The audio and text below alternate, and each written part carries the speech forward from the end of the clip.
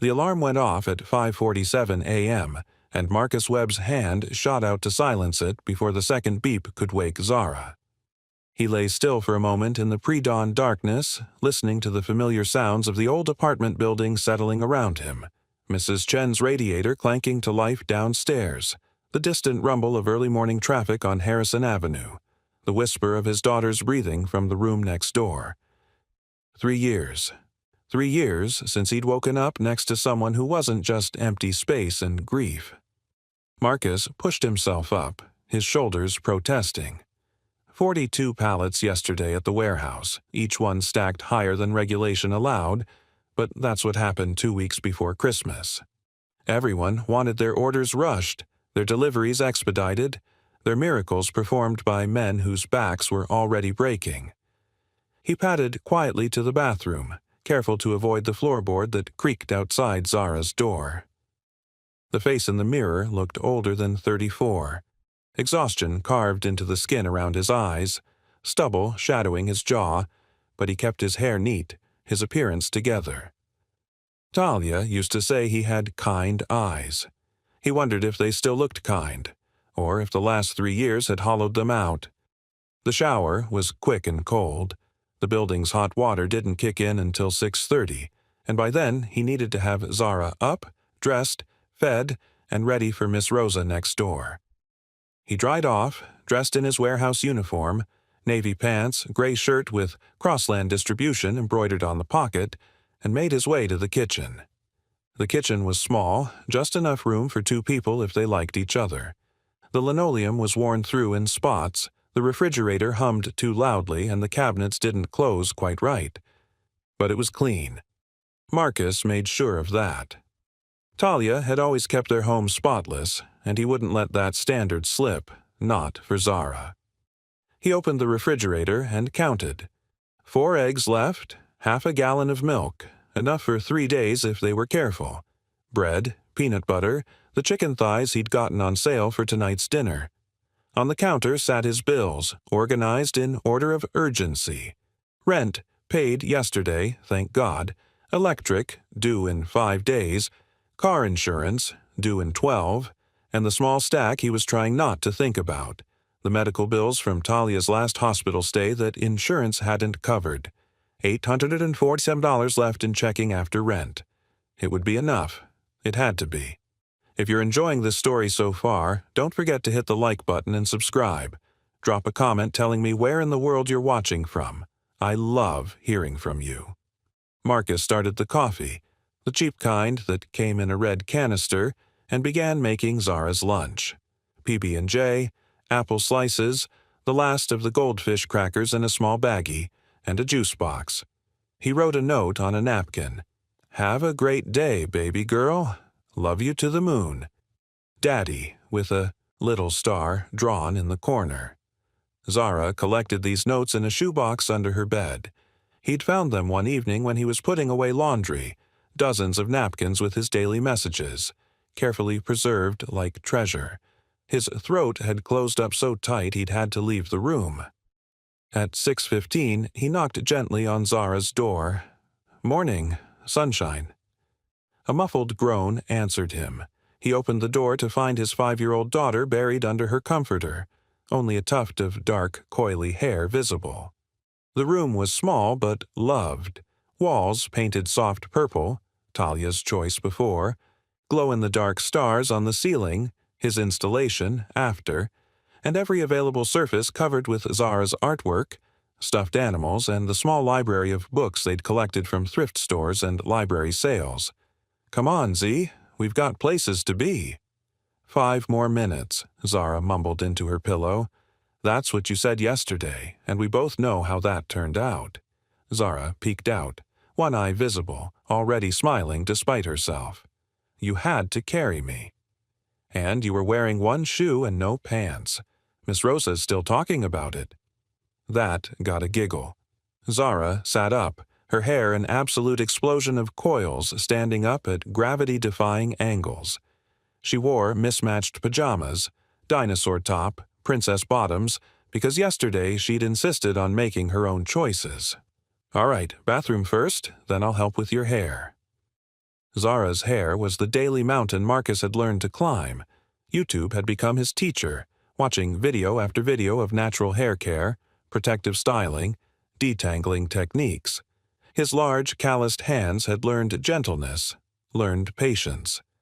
He kept Talia's collection of oils and creams organized on Zara's dresser like sacred relics. Coconut oil, shea butter, leave-in conditioner, edge control. He still wasn't entirely sure how to use. This morning, he sectioned Zara's hair into 4 parts, applying leave-in conditioner and working through the tangles with a wide-tooth comb, starting from the ends, just like the videos taught him. Zara sat on the closed toilet lid, swinging her legs and narrating her plans for the day. And then, at Miss Rosa's, me and Julio are going to build the biggest tower ever. Bigger than the building. Maybe bigger than the sky. That's pretty ambitious for a Tuesday. What's ambitious? Means you're dreaming big. Which is good. He twisted her hair into 2 neat puffs, securing them with the purple hair ties she'd picked out herself.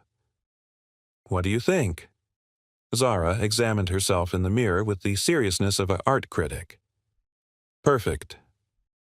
Just like you. She turned and wrapped her arms around his neck. Daddy, you're silly. But she held on tight, and Marcus let himself have the moment, his daughter's small body warm and solid against him, her breath sweet with toothpaste, her trust absolute and terrifying. Breakfast was quick. Scrambled eggs and toast, orange juice in the plastic cup with the faded Elmo face. Marcus packed her lunch, checked her backpack, and made sure she had her coat, the good winter one from the church donation drive that was only slightly too big. Ready, Freddie? Ready, Spaghetti? They walked next door to Miss Rosa's apartment. Rosa Delgado was 72, widowed, and had been watching Zara since Marcus went back to work 6 months after Talia died. She charged him half what the daycare wanted and loved Zara like her own grandchild. Good morning, mi amor, Rosa said, pulling Zara into a hug before the girl could even get through the door. Marcus, you look tired. You eating enough? Yes, ma'am. That means no. I'm sending you home with empanadas tonight. Don't argue. Marcus didn't argue. Thank you, Miss Rosa. I'll be back by 6. Take your time. Me and Zara got big plans. Secret plans. She winked at Zara, who giggled conspiratorially. Marcus kissed the top of Zara's head. Be good for Miss Rosa. I'm always good. That's debatable, he said, but he was smiling. Love you, baby girl. Love you to the moon, Daddy. The drive to Crossland Distribution took 25 minutes in his '09 Civic with the check engine light that had been on for 8 months. He'd learned to ignore it, just like he'd learned to ignore the grinding sound the transmission made in 3rd gear and the way the heater only worked on the highest setting. The warehouse was already humming when he arrived at 7:58. Marcus clocked in at exactly 8 cog. Not a minute early because that was free labor, and not a minute late because Santos, the floor manager, was looking for reasons to cut hours. The morning was brutal. Order after order, box after box, scanning and loading and stacking until his shoulders burned and sweat soaked through his shirt despite the December cold. But Marcus kept his head down and his pace steady.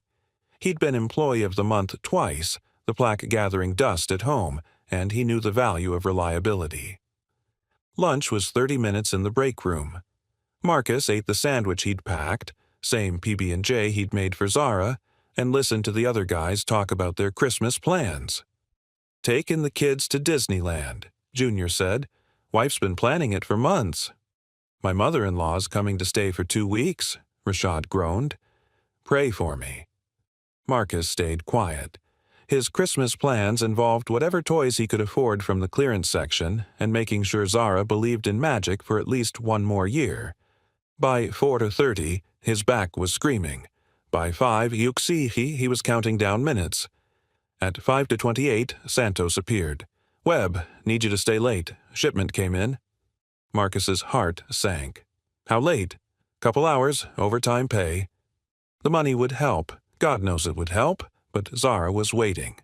Miss Rosa was expecting him. "I can't tonight. My daughter, figure it out or clock out." Marcus clenched his jaw. The electricity bill flashed in his mind. The car insurance. The medical debt that never seemed to shrink. "Give me 10 minutes to make a call." Miss Rosa, bless her, said it was fine.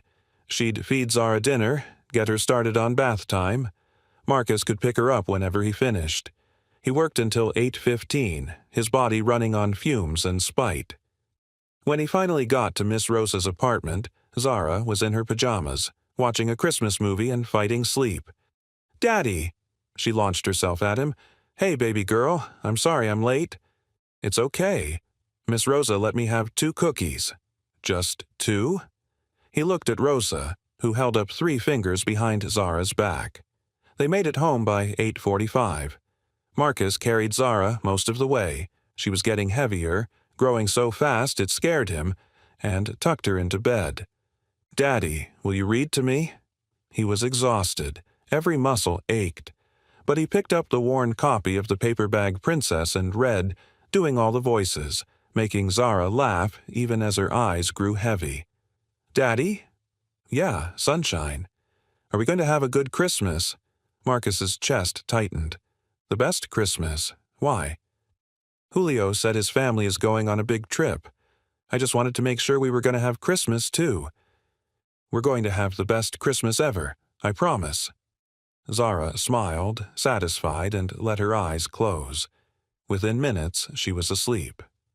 Marcus sat on the edge of her bed, watching her breathe, this perfect small person who depended on him for everything. He thought about Talia, how she'd know exactly what to say, how to make poverty feel like an adventure and struggle feel like strength. He missed her so much it felt like drowning. But Zara needed him to swim, so he would. It was December 23rd, and Naomi Langford was about to have the worst evening of her life. She sat at table 12 in the Evergreen Bistro, watching couples laugh over wine and families celebrate early Christmas dinners, while her phone screen glowed with the message that was currently shredding what remained of her dignity. "Hey, something came up. Can't make it tonight. Maybe we can reschedule after the holidays? Take care." 16 words. That's all Jeremy Foster had needed to bail on their first date. No apology, no real explanation. Just something came up, as if she couldn't read between the lines, as if she didn't know that after the holidays meant never. Naomi's hands trembled as she set the phone down. She'd spent 2 hours getting ready, choosing the burgundy dress that hugged her curves just right, the one that made her deep brown skin glow. She'd styled her locks into an elegant updo, applied makeup with care, worn the heels that made her legs look amazing but already hurt. All for a man who couldn't even bother to cancel before she left her apartment. The waiter approached with sympathetic eyes. "Can I get you anything else while you wait?" "I'm not waiting anymore," Naomi said, trying to keep her voice steady. "Just the check for the wine, please." "It's on the house," he said gently. "Merry Christmas." The kindness somehow made it worse. Naomi blinked rapidly, willing herself not to cry. Not here. Not in front of all these happy people with their intact holiday plans and their partners who actually showed up. She was 32 years old, a senior marketing director at Caldwell & Horn, successful by every metric that was supposed to matter. She owned a condo in the city, drove a car she'd paid for in cash, had a closet full of designer clothes. But she'd spent the last 3 years married to her career, and now she was alone in a crowded restaurant on December 23rd, stood up by a man she'd matched with on an app because her sister Ashley had insisted she put herself out there. "You work too much, Naomi. When's the last time you went on a date? When's the last time you even tried?" Well, she'd tried, and this is what trying got her. Naomi gathered her coat and purse, refusing to meet anyone's eyes as she made her way toward the exit. The cold December air hit her face as she pushed through the door, and that's when the tears finally came. She made it 3 steps before she had to stop, pressing her back against the brick wall beside the restaurant, trying to compose herself enough to walk to her car without completely falling apart. "This is pathetic," she thought viciously. "You're a grown woman crying over a man you never even met." But it wasn't really about Jeremy Foster. It was about the pattern, the endless cycle of almosts and not quites, the men who were intimidated by her success, the ones who loved her ambition until it meant she couldn't drop everything for their schedule, the ones who said they wanted a strong woman but really wanted someone smaller, quieter, less. It was about being 29 and choosing career over her ex-fiancé Brandon's ultimatum. Either we start a family now, or I'm done. About the relief she'd felt when he'd left, followed immediately by the loneliness that hadn't stopped since. It was about her mother's voice. "When are you going to settle down, Naomi? Success is good, but you can't marry your job." She wiped at her eyes, mascara probably ruined, and tried to steady her breathing. "Excuse me, miss, are you okay?" The voice was small, concerned, and entirely unexpected. Naomi looked down to find a little girl staring up at her with enormous brown eyes full of worry. She couldn't have been more than 5 or 6, with beautiful dark skin and her hair styled in 2 perfect puffs. She wore a pink, puffy coat with a unicorn on it and held a small stuffed penguin under one arm. I'm fine, sweetie. Thank you for asking." Naomi tried to smile, but her face felt frozen. The little girl tilted her head, studying her with the brutal honesty of children. "You don't look fine. You look really sad, like when my daddy cries in the bathroom and thinks I don't hear him." Naomi's throat constricted. "That's very perceptive of you." "What's perceptive?" "It means you're smart and notice things." The girl beamed. "I am smart. Miss Rosa says I'm smart, like my mommy was." "Zara!" A man appeared from the restaurant's entrance, moving quickly, his expression panicked. He was tall, with warm brown skin and kind eyes that were currently filled with parental mortification. He wore jeans and a dark jacket over a gray shirt, and he looked tired in a way that went deeper than just one long day. "Zara, you can't just run off like that," he said, reaching for the girl's hand. Then he looked at Naomi, and something in his expression shifted. Recognition, maybe. Or just the understanding of someone who knew what pain looked like. "I'm so sorry. She saw you through the window and just took off before I could stop her." "It's okay," Naomi managed. "She was just being kind." "But you're crying," Zara said, as if the adults were missing the obvious point. "And it's almost Christmas. People shouldn't cry before Christmas." "Zara, that's not—" the man started, but Naomi surprised herself by laughing.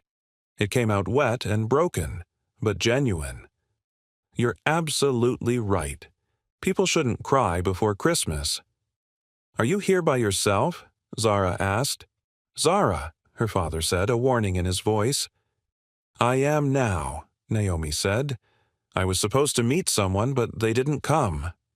Zara's face scrunched up with indignation. "That's really mean, especially before Christmas.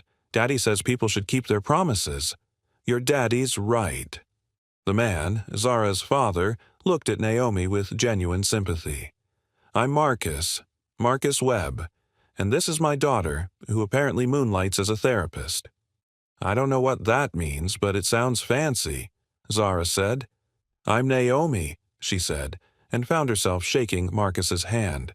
His grip was warm and calloused, the hand of someone who worked with them. "Naomi Langford." "Daddy, can she have dinner with us?" Zara asked suddenly, tugging on Marcus's sleeve. "She's all alone, and we have space, and Miss Rosa says we should be kind to people, especially before Christmas." Marcus's face flooded with embarrassment. "Zara, we can't just invite ourselves into people's evenings." "But she doesn't have an evening anymore," Zara said with flawless 5-year-old logic. "The mean person who didn't come took her evening away. We should give her a new one." Naomi felt fresh tears building, but different ones this time. "That's incredibly sweet of you, Zara. But I'm sure your dad has plans, and I don't want to intrude." Marcus looked at her, really looked at her, and Naomi saw something in his expression she couldn't quite name. Understanding, maybe. Or recognition of a fellow survivor. "You wouldn't be intruding," he said quietly. "If you'd like the company, we'd be happy to have you. It's nothing fancy. We were just going to grab some food before heading home. But you're more than welcome." Naomi should have said no.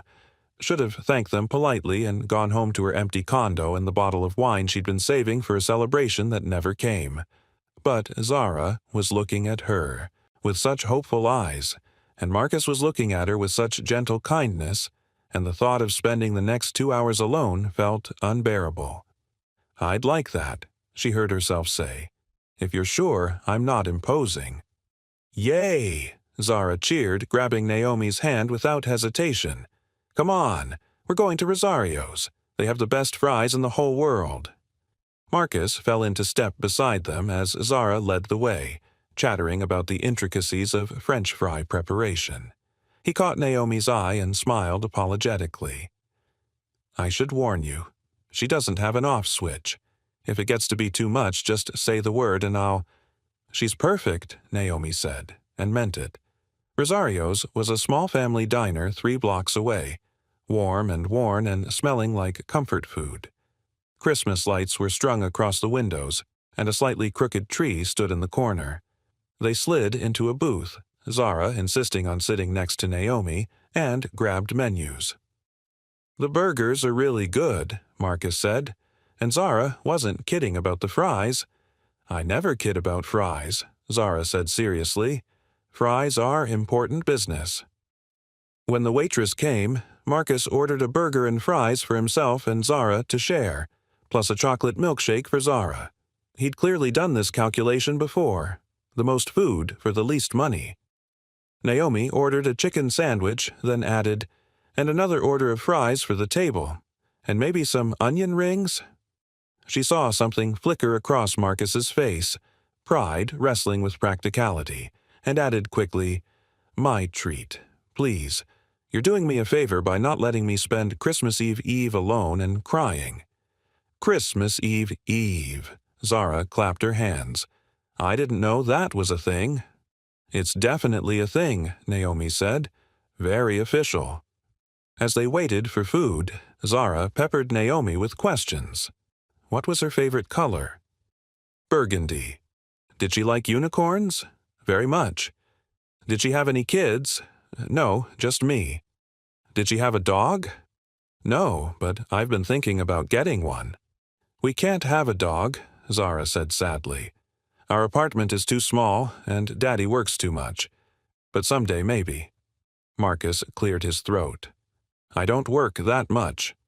"Yes, you do, Daddy. You work all the time except when you're with me. Miss Rosa says you work too hard." Marcus looked like he wanted the booth to swallow him whole. Naomi felt a surge of recognition, the guilt of being seen, of having your struggles witnessed. "What do you do?" she asked gently. "Warehouse work, crossland distribution." He said it simply, without shame, but without elaboration. "That must be especially busy this time of year." "It's brutal," he admitted, "but the overtime helps." Their food arrived, and Zara immediately began constructing what she called the perfect bite, precisely calculated ratios of burger to fry to ketchup. "What about you?" Marcus asked. "What do you do when you're not getting stood up by idiots?" Naomi laughed. "Marketing. Senior director at Caldwell & Horn. We do brand strategy, campaign development, that kind of thing." "That sounds important." "It pays the bills. You don't love it." The question surprised her. Most people assumed success equaled satisfaction. "I used to. Now it's just a lot of hours for diminishing returns." "I know that feeling," Marcus said quietly. They ate and talked, and somewhere between the main course and Zara's ice cream dessert, which Naomi had also insisted on buying, something strange happened. Naomi relaxed. She laughed at Zara's stories about Miss Rosa's cat, who apparently had a very sophisticated social calendar. She listened to Marcus talk about the bridge design show Zara loved watching. even though he didn't understand half the engineering terms. She felt the knot in her chest, the one that had been there since Jeremy's text, slowly begin to loosen. "Miss Naomi," Zara said, her face serious as she worked on her ice cream. "Why did that person not come to dinner with you? Were you mean to them?" "Zara," Marcus said quickly, "that's not—" "It's okay," Naomi said. "No, I wasn't mean. Sometimes people just change their minds." "That's a dumb reason," Zara declared. "You're really nice and really pretty. If I was a grown-up and you wanted to have dinner, I would come, and I would bring flowers because that's what people do on dates. I saw it on TV." Naomi felt her eyes sting again. "Thank you, Zara. That's one of the nicest things anyone's ever said to me." "Zara's right," Marcus said, his voice quiet but firm. "That guy's an idiot. His loss." Their eyes met across the table, and Naomi felt something shift. Recognition, understanding, the beginning of something she couldn't name yet. By the time they finished, it was nearly 9. Zara was starting to fade, her energetic chatter slowing to sleepy observations. "We should get her home," Marcus said, "but thank you for having dinner with us. You made Zara's night. She loves meeting new people." They walked to the parking lot together. Marcus's car was old, clearly running on prayers and determination. Naomi's sleek BMW was parked 3 spots away. The visual contrast between their worlds couldn't have been more stark. "Thank you," Naomi said. "Both of you. You turned my worst evening into something really special." "You should come to our house," Zara said suddenly, perking up. "We're making Christmas cookies tomorrow. Daddy bought the stuff and everything." Marcus looked mortified. "Zara, I'm sure Naomi has plans." "I don't," Naomi said, surprising herself. "My family's in Atlanta. I usually fly down, but I have to work through Christmas this year. Big campaign launching in January." She saw something in Marcus's expression, sadness, maybe, or recognition of another kind of loneliness. "Then you should come," Zara insisted. "We have lots of cookie dough and lots of sprinkles and lots of space." "We live in a small apartment," Marcus said quickly. "And it's not fancy or anything, but if you'd actually like to come, you'd be welcome. Zara's right about the sprinkles. We might have too many." "There's no such thing as too many sprinkles," Naomi said. "What time?" Marcus looked like he couldn't quite believe this was happening. 2:00, if that works for you." "Perfect." He pulled out his phone. The screen was cracked, and they exchanged numbers. As Naomi saved his contact information, Zara launched herself forward and wrapped her arms around Naomi's waist. "I'm really glad we found you," Zara said, her voice muffled against Naomi's coat. "You're nice, and you smell pretty, and your hair is really cool." Naomi crouched down to Zara's level. "I'm really glad you found me too. You saved my whole evening." "That's what heroes do," Zara said matter-of-factly. Marcus gently pulled Zara toward their car. "Come on, hero. Bedtime's calling." As they buckled Zara into her booster seat, the little girl called out sleepily, "Miss Naomi?" "Yes, sweetie?" "Please don't be sad anymore. You're too nice to be sad." Naomi pressed her hand to her mouth, tears building again. But good tears this time. "I'll try my best." She watched them drive away, Marcus's old Civic coughing slightly as it pulled out of the parking lot. Then she sat in her own car, in the leather seats and climate-controlled perfection, and realized something. For the first time in 3 years, she'd spent an evening with other people and hadn't felt the need to perform, hadn't felt judged, hadn't felt like she was too much or not enough. She'd just felt seen. Her phone buzzed, a text from a number she didn't recognize. "Thank you for humoring Zara. And me. See you tomorrow if you still want to come, no pressure." Marcus Naomi typed back, "I'll be there. Thank you for saving my Christmas Eve. Naomi. She drove home with Christmas music playing and something that felt dangerously like hope blooming in her chest. Naomi woke up Christmas Eve morning and immediately questioned her sanity. She was really going to spend her afternoon making Christmas cookies with a man she'd just met and his 5-year-old daughter in an apartment Marcus had described as small and not fancy, which probably meant tiny and barely functional. She should cancel. Text Marcus some polite excuse about work or last-minute plans. It would be easy, clean, and save them both from the awkwardness of trying to extend last night's moment into something it probably couldn't sustain. But when she picked up her phone to compose that text, she saw a photo instead. Marcus had sent it at 7:42 a.m. Zara, holding up a tray of cookie cutters, her smile enormous, her hair in fresh puffs, with a caption, "Someone's been asking about you since 6:30 this morning." No pressure, though. Naomi felt her resistance crumble. She spent an hour deciding what to wear. Ridiculous for cookie baking, but she couldn't help herself. She finally settled on dark jeans and a soft cream sweater, casual but still put together. She left her locks down, applied minimal makeup. Then she went shopping. She told herself she was just being polite, bringing a hostess gift. But she found herself in Target loading up a cart. Good butter, the expensive kind for baking, vanilla extract, pure, not imitation, a set of holiday cookie cutters, in case they needed more, and then, because she couldn't help herself, a stuffed narwhal for Zara, she seemed like a narwhal kid, and a good bottle of coffee for Marcus, the kind that didn't come in a red canister. At checkout, the cashier smiled. "Someone's having a nice Christmas." "I hope so," Naomi said. Marcus's address led her to a 3-story apartment building in a neighborhood that had seen better days but was holding on with dignity. The building's brick facade was clean, the small front yard was maintained, and someone had strung Christmas lights along the railing. Naomi parked, grabbed her bags, and texted, "I'm here. What apartment?" "Marcus, 2B, 2nd floor, doors open. Come on up." She climbed the stairs, her boots echoing in the hallway.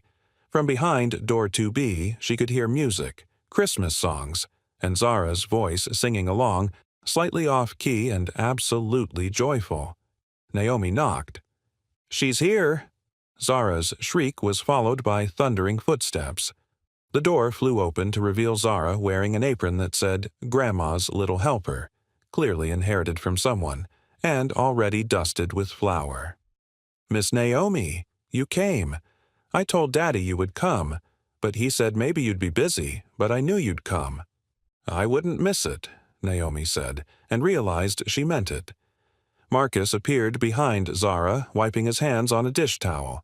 He'd changed into jeans and a dark green Henley that made his eyes warm and brought out the richness of his skin. He looked nervous. "Come in," he said. "Welcome to Casa Web. It's not much, but it's perfect," Naomi said, stepping inside.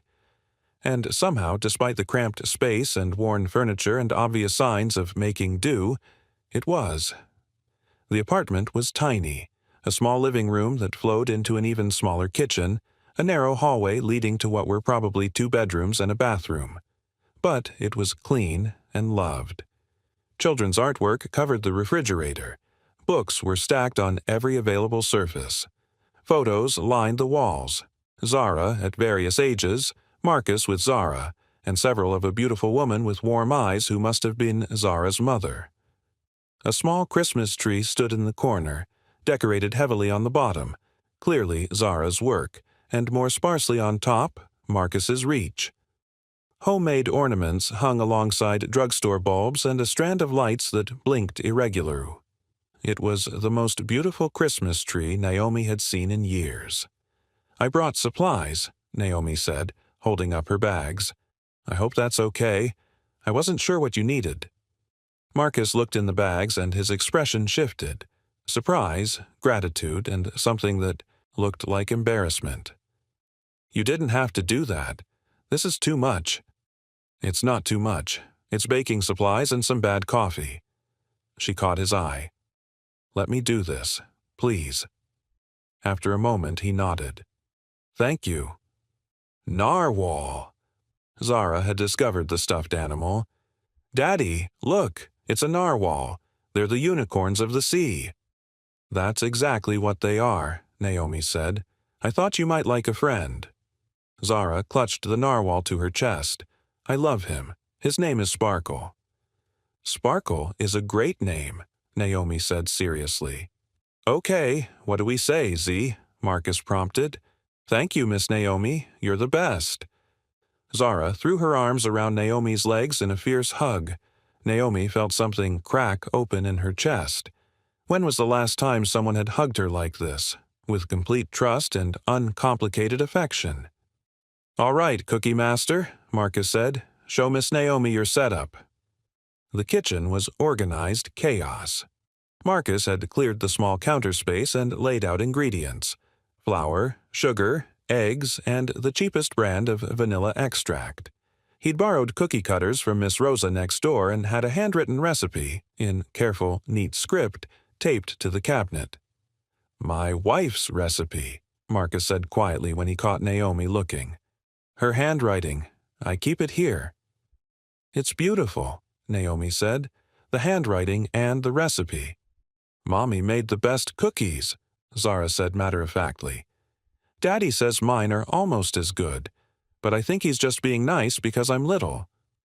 I'm not just being nice, Marcus protested. You're an excellent baker. I'm an excellent everything, Zara said with the confidence of a child who'd been loved well. They spent the next 3 hours in a flour-dusted whirlwind. Naomi helped Zara measure ingredients while Marcus worked the mixer. They rolled out dough on the small counter, taking turns because there wasn't room for 3 people to work simultaneously. Zara narrated every step.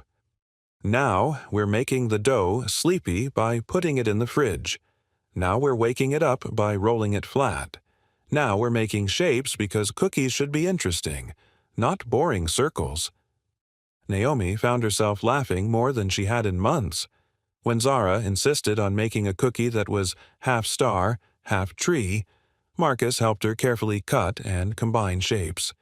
When the first batch came out slightly burned on the bottom, Zara declared them rustic and fancy. They made stars and trees, snowmen and bells, and several shapes that defied categorization but which Zara insisted were abstract art cookies. As the cookies cooled, they moved on to frosting, a production that quickly devolved into cheerful chaos. The key is confidence, Zara explained, squeezing an entire bottle of green frosting onto one cookie. You can't be scared of decorating. That's a life philosophy, Naomi said. What's a philosophie? A very smart way of thinking about things. I have lots of those, Zara said. Marcus caught Naomi's eye and smiled. A real smile that transformed his whole face from tired to radiant. Naomi felt her heart do something complicated in her chest. When Zara got frosting in her hair, Marcus cleaned it gently, his large hands careful as he worked through the coils. When she got it on Naomi's sweater, Naomi just laughed and added it to the collection of stains she was accumulating. By 4 o'clock they had 3 dozen cookies in various states of decoration. Some were beautiful, some were chaotic. All were made with love. Can we give some to Miss Rosa? Zara asked. That's a great idea, Marcus said. Why don't you pack up a plate for her? As Zara carefully selected the best cookies for Miss Rosa, which included several that were 90% frosting, Marcus and Naomi found themselves alone in the kitchen. Thank you for coming, Marcus said quietly. You made her whole month. She made mine, Naomi said. Both of you did. Last night, I was sitting in that restaurant feeling like my life was going nowhere. And then Zara appeared and... She stopped, unsure how to finish. Changed everything? Marcus supplied. Yeah, exactly that. They stood in comfortable silence, the kind that only happens between people who understand something fundamental about each other. Can I ask you something? Naomi said. And you can tell me if I'm overstepping. Go ahead. Why did you invite me? Really? You didn't know me. I could have been anyone. Marcus considered this. I saw something in your face last night, something I recognized. You looked the way I felt for about 2 years straight after Talia died, like you were drowning and everyone around you was breathing just fine. Naomi felt tears prick her eyes. That's exactly what it feels like. Nobody should feel that way, especially not before Christmas. That's what Zara said. She's smarter than both of us put together. They both laughed and the moment shifted, something settling into place between them. Done, Zara announced, carrying a paper plate piled dangerously high with cookies. Let's go give them to Miss Rosa. They walked next door, Zara leading the way. Miss Rosa answered after one knock, as if she'd been waiting. Mija. She pulled Zara into a hug, then looked up at Marcus and Naomi with knowing eyes. And you brought a friend. This is Miss Naomi, Zara said. We made cookies together. She's really good at sprinkles. It's nice to meet you, Naomi said, shaking Rosa's hand. You too, Mija. Rosa looked at Marcus, one eyebrow raised. You didn't mention you were having company today. It was last minute, Marcus said, his ears going slightly pink. Rosa said, clearly not believing a word of it. Well, you all look like you've been having fun, and these cookies are beautiful. They visited for 20 minutes before Zara started to fade. The sugar crash was imminent. Back in the apartment, Marcus carried Zara to the couch. She was trying valiantly to stay awake, but losing the battle. Miss Naomi, she said sleepily, will you come back tomorrow? For Christmas? Naomi looked at Marcus, uncertain. I don't want to intrude on your... Please stay, Zara said, her eyes already closing. Please, we want you here. The simple honesty of it nearly broke Naomi's heart. Marcus looked at her with an expression she couldn't quite read. She's right. If you don't have other plans, we'd love to have you. It won't be fancy, just us opening presents in the morning. Probably breakfast, maybe a movie. But you'd be more than welcome. Naomi thought about her empty condo, the work she'd planned to do, the quiet, lonely Christmas she'd been resigned to. What time? She asked. Zara wakes up at approximately 6 a.m. on Christmas, so maybe 9, after the initial present chaos. 9 o'clock sounds perfect, Naomi said. Zara, half asleep on the couch, smiled. Yes, best Christmas ever. Naomi gathered her things to leave. At the door, Marcus walked her out into the hallway. Thank you, he said. Really, you didn't have to stay so long or be so patient with her or... He stopped, searching for words. You didn't have to be so kind. I wanted to be here, Naomi said. That's the weird part. I really wanted to be here. That's not weird, Marcus said softly.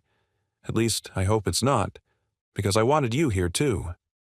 They looked at each other in the dimly lit hallway, the space between them feeling significant somehow. Tomorrow then, Naomi said. Tomorrow. She made it halfway down the stairs before she heard him call out, Naomi. She turned. He was leaning over the railing, looking uncertain.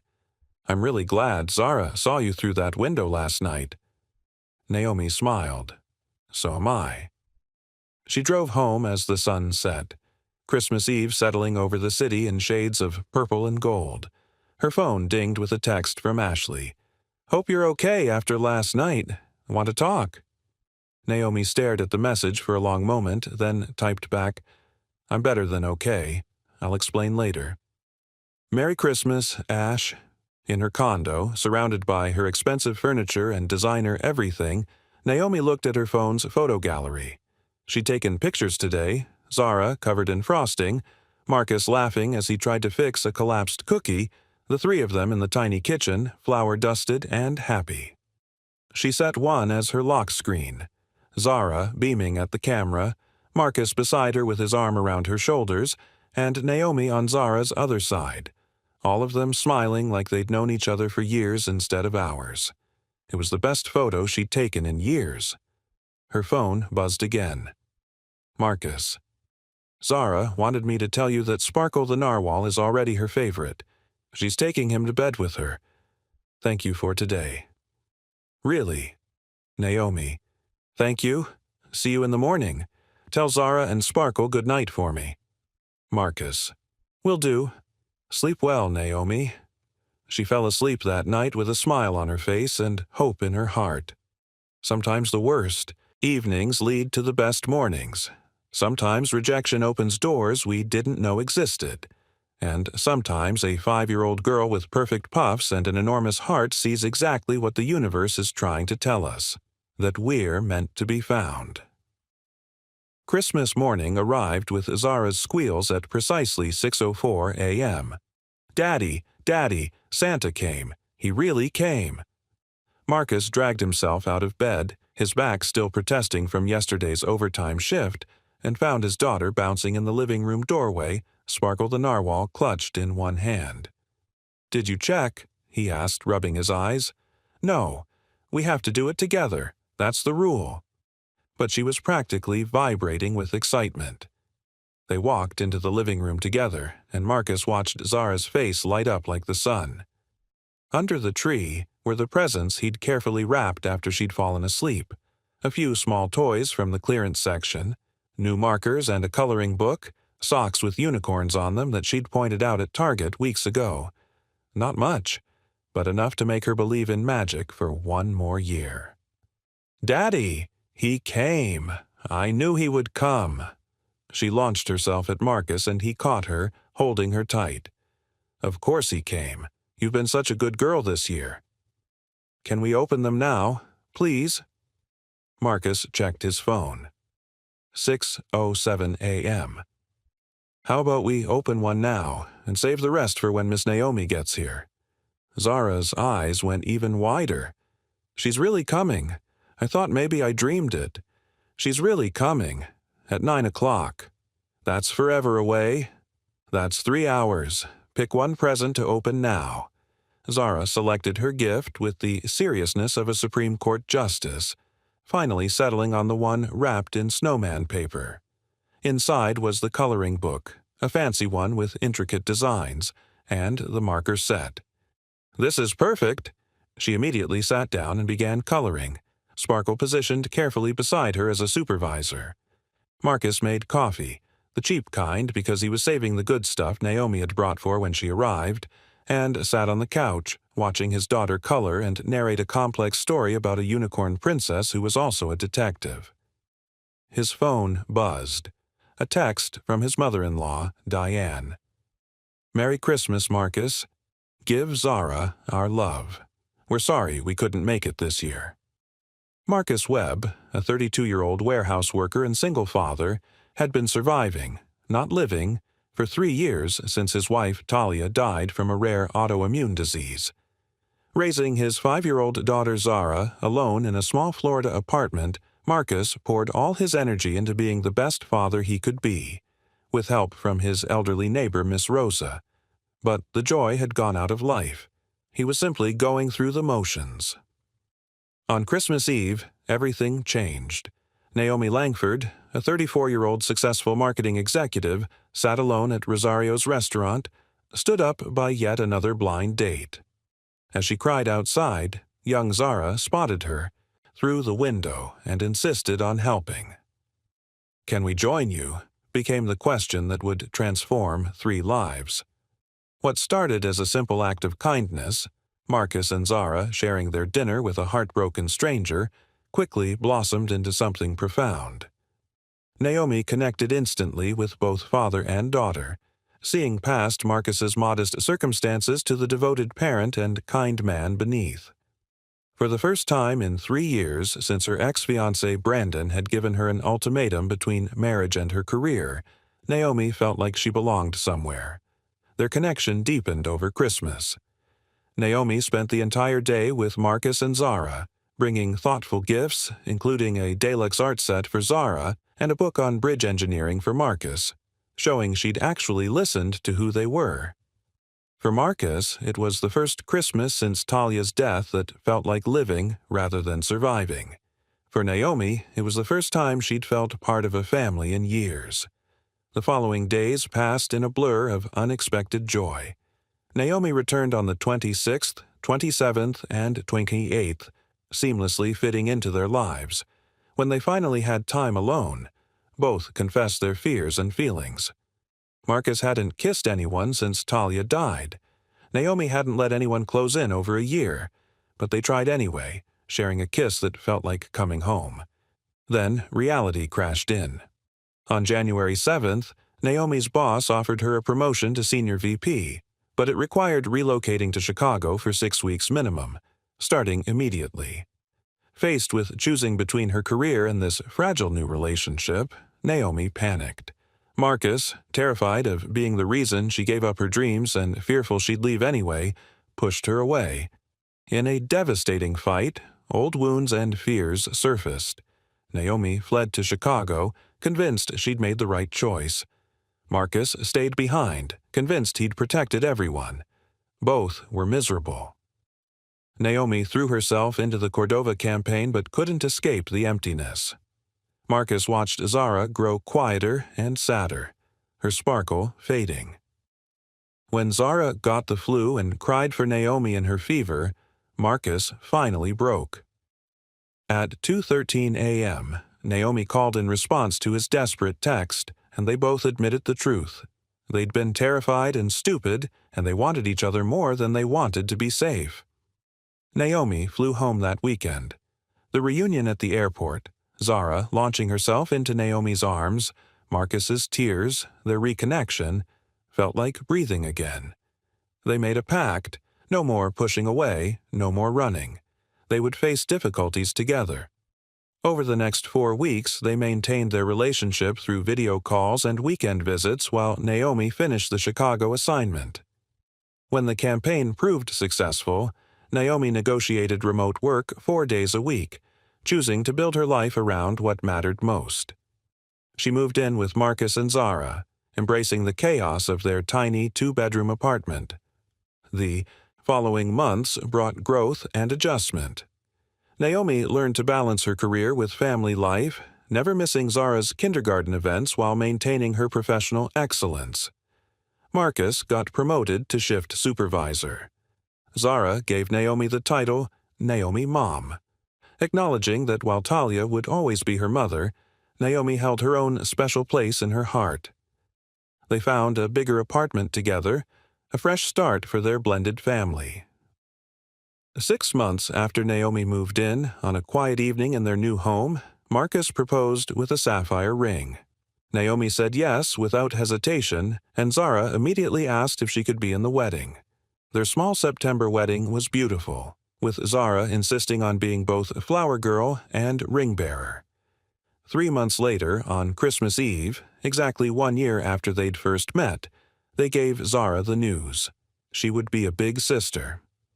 Zara immediately began making lists of everything the baby needed to know, starting with, "Naomi Mom gives the best hugs." As they sat together on Christmas Eve, the same holiday that had brought them together, Naomi reflected on the journey. A year ago, she'd been alone and heartbroken, convinced she'd been rejected because she wasn't enough. Now she understood the truth. She hadn't been rejected. She'd been redirected. Redirected to a tiny apartment where a kind man and his perceptive daughter had room in their hearts for her. The story that began with a 5-year-old asking, "Can we join you?" had become a story about chosen family, second chances, and the courage to try again after loss. Marcus learned that loving again didn't betray Talia's memory. It honored her wish for him to keep living. Naomi discovered that success without people to share it with was just loneliness, and that she could have both career and family if she chose balance over fear. Standing in their home, pregnant with their first child together and stepmom to Zara, Naomi realized that sometimes the worst moments become doorways to the best ones. Sometimes we must be broken open before we can be made whole. And sometimes we must be rejected by the wrong person to be found by the right ones. Or, in her case, the right two. Thank you so much for watching until the end. If you loved this story, check out the other videos on your screen now. I think you'll really enjoy them. And don't forget to subscribe if you haven't already. See you in the next story.